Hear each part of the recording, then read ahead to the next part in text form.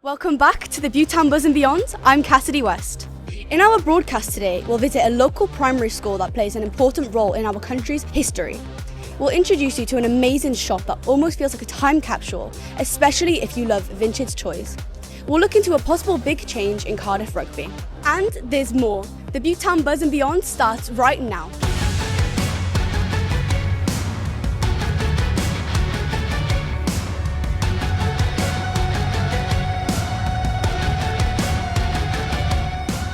There are very few people in Wales who have not heard about Betty Campbell. Our reporter Noah Neal has a personal connection to Miss Campbell's incredible story. On any given day, hundreds of people pass by this bronze statue of Betty Campbell, while many people don't know who she is. Well, who is she exactly? Let's find out by going back to my old school in BUTETOWN. It's been 5 years since I attended Mount Stuart Primary School in Cardiff, but it has always felt like a special place in my heart and the entirety of Wales's heart, because this is the school Betty Campbell worked at as the first black head teacher. Last term, our top... Ms. Aziz was my teacher back in year 5, and not only does she teach in Mount Stuart, but Betty Campbell was her mentor. She has not only inspired me at the start of my career, telling me what I had to do, but throughout my career, it is what would Betty do. The fact that we have to do our best for the children in our community. Recently, a mural has been designed as a way of commemorating Betty Campbell's contribution not only to our school, but also Wales, the entire world, and even our youngest generation. Betty Campbell inspired me by being brave, honest and being loyal to everyone. Betty was very inspiring to our community and our school, and she was very powerful person to all the pupils in Mount Stuart Primary School. As Betty Campbell was super brave, she helped motivate me into becoming a leader in our school. She followed her dreams of being a head teacher even though she got let down. Not only do we have these rare photos and movie clips to help us remember Betty Campbell's legacy, but now we have a very special mural designed in her honour at a school that held a very important place in her heart. So what would Betty Campbell think of the world right now? She would be a bit angry at the moment with what's going on in the world and with the far right and what's going on abroad as well that's affecting our country. If you want to be treated with respect, you need to know about people and their cultures and the differences and celebrate differences. And she was very much about that has to be done everywhere. Reporting for the BUTETOWN Buzz, I'm Noah Neal. Thank you, Noah. The shop is called Rob's Retros, and it's like having an actual time machine right here in Cardiff. Our reporter Ellie Thomas is about to take you back in time. My mission today is to find a gift for my dad, and I'm looking for something really special, something out of the ordinary. And I may have gotten lucky. As soon as you walk into Rob's Retros in Ely, you get the sense that you're taking a step back in time. I like to think I've got quirky stuff, and I'm trying to keep that. You might expect a unique business like this to be located in the busy city centre, but for 6 years, Rob has been running his shop away from the hustle and bustle of city life. We've got a selection of vinyl. We're almost 6 years in to the shop, and I love it. Every day's different. We like to think of ourselves as a community shop. The shop is known for its affordable prices, and in some cases, a buyer can negotiate. Everything in the shop is negotiable. Lots of things haven't got prices for that reason. So somebody could come in and ask how much is that, and I'll say, maybe an offer. The problem I'm having is that there are so many gift choices, and I don't really know what my dad was interested in as a kid. But there's only one way to find out. What are you on about? I'm going to ask you a question, okay? Okay. Dad, what was your favourite action figure in the 70s and 80s? Probably Action Man, or otherwise known as G.I. Joe. Thank you. I think I found some Action Mans. I think you'd like these. They're quite cool. After getting to know Rob, it became clear that his shop is more than just a business. It's much more personal than that. There's that one thing from your childhood that you wish you still had. And I try to make people's dreams come true, I suppose, you know? Reporting from Ely for the BUTETOWN Buzz, I'm Ellie. If you're a rugby fan, then you would know that a group of Hollywood producers have placed a bid to purchase Cardiff Rugby. Our sports reporter Ruben Garn brings you this story. Thought he'd lost it for a second. Mulder there. Sheedy is an advantage and can't win it. He's going to flop over for Cardiff second. Let's be honest, in Wales, rugby is more than just a sport. It is part of our national identity, and Cardiff Arms Park is often known as the soul of Welsh rugby. Well, you may have heard that Cardiff Rugby is up for sale, and one of the potential buyers are a group of Hollywood film producers who would not only like to take over team ownership, but also create an entire TV series about the team's journey. If you're thinking, wait, that sounds like what happened with Wrexham, you might be close. We're in the Cardiff market. Let's see how some of the locals feel. Follow me. Someone's got to buy it.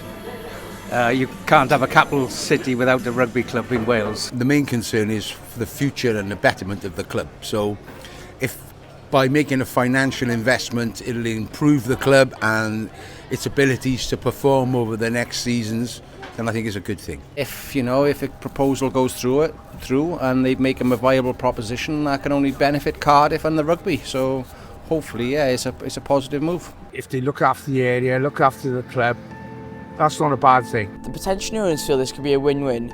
A popular television show broadcasted in America could not just be great for Welsh rugby, but could be good for the city of its own Cardiff. Reporting for BUTETOWN Buzz and beyond, I'm Ruben Garn. Thank you, Ruben. It's been called the beating heart of Cardiff and it's known around the world. On our Vox Pop segment this week, we'll be asking visitors and locals about the appeal of one of Cardiff's most famous landmarks. Oh, I love the market. The market's been here since 1891. Our record shop has been here since 1969. It's a family business. I quite like it.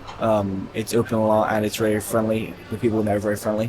It's really nice. I just got here. I'm from Bristol, so we travelled here for the day and there's so many little things. Yeah, it's good. Lots of choice of food and stuff, so yeah. So far, first impressions pretty good. We came in looking for some good food and got that. I think it's really good and I really like it because they sell really good things. I think it's really nice. Lots of food options and there's nice little stalls, got a bit of everything in it. I think it is lovely. I am very nostalgic of this kind of shopping experience, and the market has everything. It's been a cold winter, a really cold winter, but on the bright side, it's only 156 days till summer. Amari Miller has our forecast. Hello, I'm Amari Miller. Welcome to the BUTETOWN Buzz Weather Centre. We'll be using a special 3D technology called virtual production for today's weather update. We can expect a high of 5 degrees Celsius in Cardiff today. Temperatures in Pembroke will be a little bit warmer at 7 degrees, but we should be grateful we're not in Aberdeen because they are looking at a high of -1 degree. Fun fact, how often does the temperature in Cardiff dip to -1? Almost never. Temperatures below 0 degrees Celsius is very rare in our part of the world. Even so, button up. We hear a lot about technology and its negative effects on our mental health and well-being. But what if we could use technology to improve our mental health? Check out this story by Jonas Revley. It's a cold winter night in the city of Cardiff, Wales, but inside this historic building on Charles Street, a very new, exciting technology may well be changing lives. It's called AR therapy and it's being pioneered here in Cardiff, Wales. If you've got a very wilted plant in session 2, So tell us, what's AR therapy? So augmented reality is layering digital images onto physical spaces. The idea was that we use technology in the same way as we use art, but for a lot of our clients and young people, they maybe don't necessarily want to be drawing pictures or making things. So it can help people feel quite calm because they're going through a process that is quite familiar to them in terms of swiping or pressing buttons. We've asked one of our BUTETOWN Buzz staff members to help us out with this story tonight by trying out the app. I just felt a bit more sort of safe within myself and I sort of paused from my chaotic life for a moment and just thought about everything. So I think I just felt more grounded. A lot of my clients don't necessarily want to talk in words. Doesn't mean they don't want to communicate, but they want to do that in different ways. I wanted to make therapy more accessible for those people, and I wanted to create opportunities for neurodivergent young people in particular to connect with like-minded others. AR therapy may be another example of smart technology working to improve our quality of life. Reporting for the BUTETOWN Buzz and beyond, I'm Jonas Revley.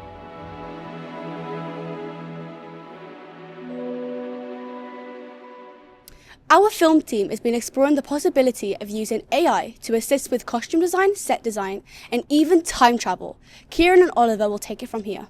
In an earlier episode of the BUTETOWN Buzz, we took a look at the use of AI to create music, and we talked to some professional musicians to get their opinions on AI.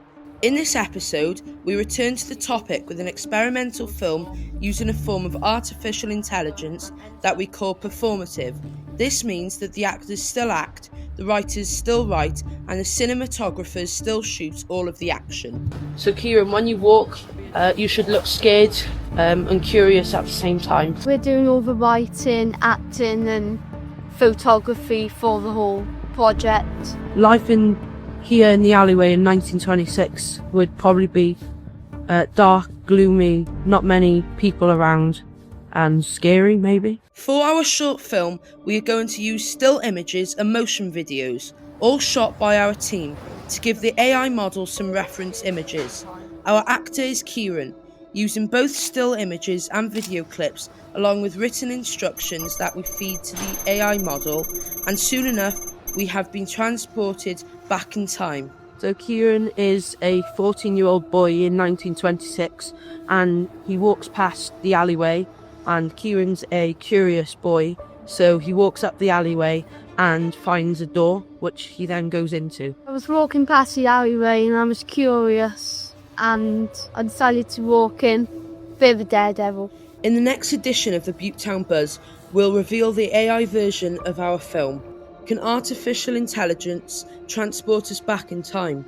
We can't wait to find out, and we'll share our results with you on our next show. Reporting for the BUTETOWN Buzz and beyond, I'm Oliver Summerhays. While we did not use AI for this story, in our next episode we'll be exploring just how convincing AI time travel can be. Thank you for watching this episode of the BUTETOWN Buzz and beyond. We are already working on our next broadcast and we cannot wait to see you again. Bye!